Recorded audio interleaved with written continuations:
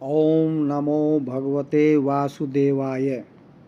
कल बढ़लिया नवमी थी, यानी कि विवाह शादी आदि का शुभ मुहूर्त, और कल है देवशयनी एकादशी, अर्थात भगवान श्री हरि कल के दिन क्षीर सागर में योग निद्रा में चले जाएंगे, या ऐसा कहें कि वो पाताल लोक को चले जाएंगे। तो कल से आरंभ होगा चातुर्मास। चातुर्मास अर्थात 4 माह 4 महीने, और जिसको देसी भाषा में हम कहें चौमासा। चौमासा मतलब वर्षा होना, वर्षा ऋतु के समय। तो ये 4 मास वर्षा ऋतु के समय होते हैं, और यह समय है एक स्थान पर रुकने का, क्योंकि वर्षा आरंभ होती है, धरती के जीव धरती से बाहर निकल आते हैं, कहीं पर बाढ़ होती है, पर्वतों पर लैंडस्लाइड होती है। तो इसलिए एक स्थान पर 4 मास के लिए रुकना हो जाता है, और इसीलिए चातुर्मास सभी के लिए आध्यात्मिक साधना, जप, तप, दान, व्रत, पवित्र नदियों में स्नान और धार्मिक अनुष्ठानों के लिए आरक्षित सा माना जाता है। इस अवधि में भक्तजन किसी न किसी प्रकार का व्रत रखने का संकल्प लेते हैं, चाहे वह मौन व्रत धारण करना हो, या फिर किसी पसंदीदा खाद्य पदार्थ से परहेज करना हो, या फिर दिन में केवल एक बार भोजन करना हो, आदि आदि।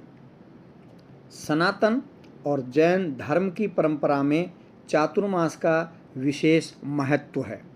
चातुर्मास केवल 4 महीनों की अवधि नहीं होती, बल्कि यह जीवन में नए तरीके से आरंभ करने का एक समय होता है।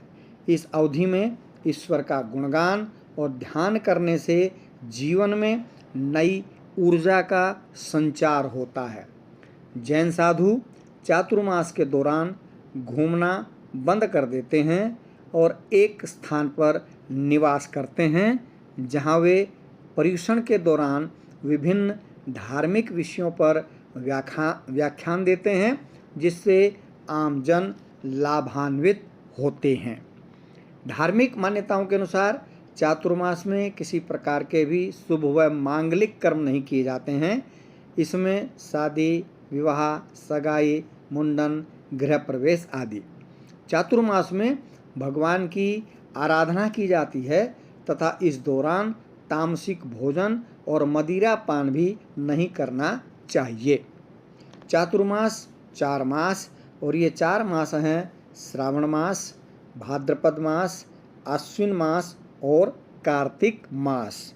अब इन 4 मासों में भी कुछ चीज़ों का हमें सेवन नहीं करना चाहिए।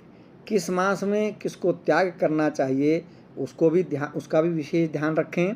श्रावण मास में हरी पत्तेदार सब्जियां, पालक, हरा धनिया, सरसों, मेथी आदि का सेवन नहीं करना चाहिए। भाद्रपद मास में दही और उससे बने हुए पदार्थों का सेवन नहीं करना चाहिए। आश्विन मास में दूध और दूध से बने पदार्थों का सेवन नहीं करना चाहिए।